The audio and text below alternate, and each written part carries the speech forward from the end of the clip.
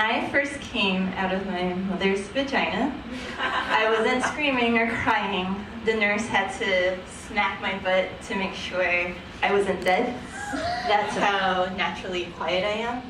And that's fine if you want to be invisible or have your imaginary friend, Princess Stacy Lulu, be your only friend, or not be a superstar, which is not me. When I was little, I would daydream about starring in The Price is Right. I had a little kid version in my head where you guess prices for ice cream and clothing for dolls, and the grand prize, the Barbie's Power Wheels, of course. So I liked attention, but I was just really shy and quiet when I was little. I was the type of kid that wouldn't just raise their hand and answer the question. I would write down the answer and then practice it in my head a few times, and then maybe 10 minutes later tap the teacher on the shoulder and be like, gook also rhymes with book. And hoping the teacher would be like, great job. So I was definitely an outcast in first grade.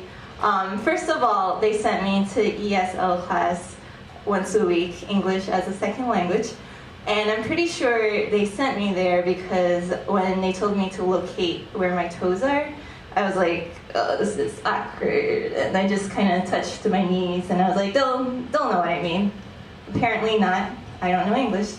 And then another event that happened in first grade was when there was a special guest visiting at Mrs. Freed's first grade class, and it was a Native American, a real one, because she had feathers on her hair and she smelled like a damp attic. So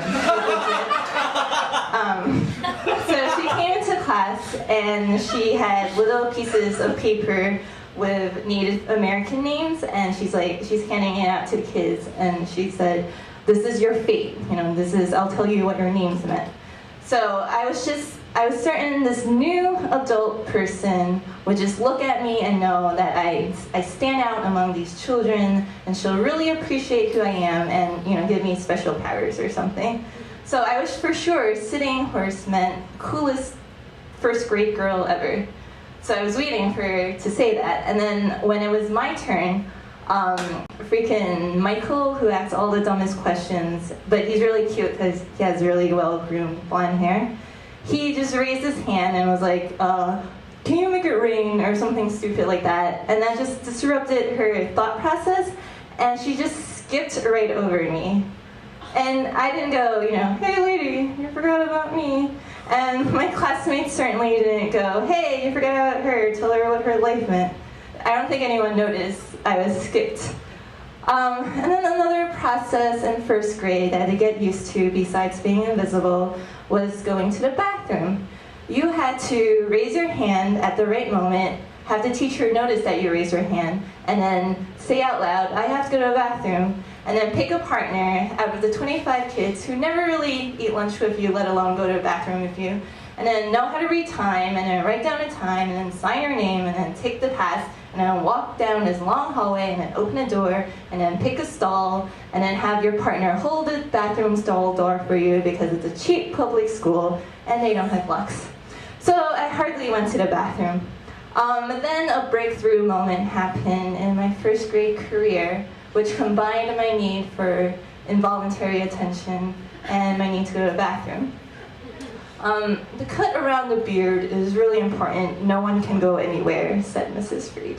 It's like, oh man, I'll just hold it in. Holding. I'll just spread my butt cheeks a little and silently fart. Gotta do more than farting. So as I was cutting my leprechaun mask, I was debating, should I ask Mrs. Freed to go to the bathroom, even though she just said not to? And she's a really nice teacher to me, but she's still really scary. Or should I just hold it in?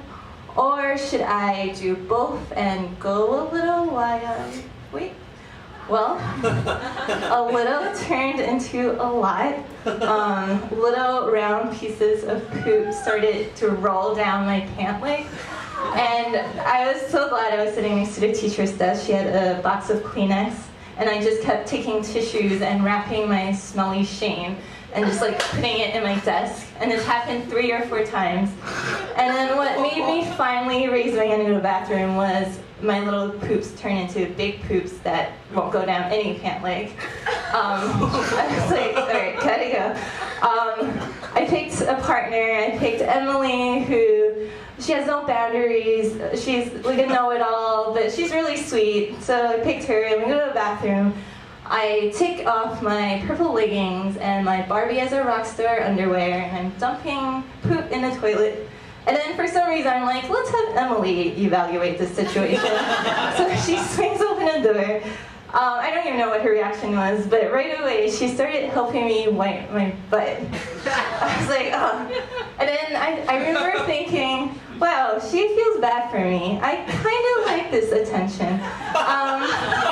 Last week, flirts with all the boys, even though she has a weird eye thing going on, Becca. She puked all over herself, and Mrs. Freed gave her her own T-shirt, and then let her, leave school early. So I was like, oh, maybe Mrs. Freed's gonna give me her pants and let me leave school. And then I was like, all the kids will finally respect me and just like be like, look at you. So we marched. I just put on my purple leggings. And for some reason, I had Emily hold my underwear, because I guess she's my supporting actress now. And we just marched into class, and I was expecting everyone to gasp and be like, oh, she's so sick. Oh, poor Angel. But all that happened was that I think a few kids said ew or gross, and then Mrs. Freed going into her closet, taking out a clear Wall Bomb supermarket bag for me to put my underwear in. And that was it. She didn't even ask me anything. She didn't, for all I know, she probably thought I pooped in my pants in the bathroom, which did not happen. I pooped my pants in the classroom, sneakily and cleverly, may I add. But I didn't say anything, and neither did Emily.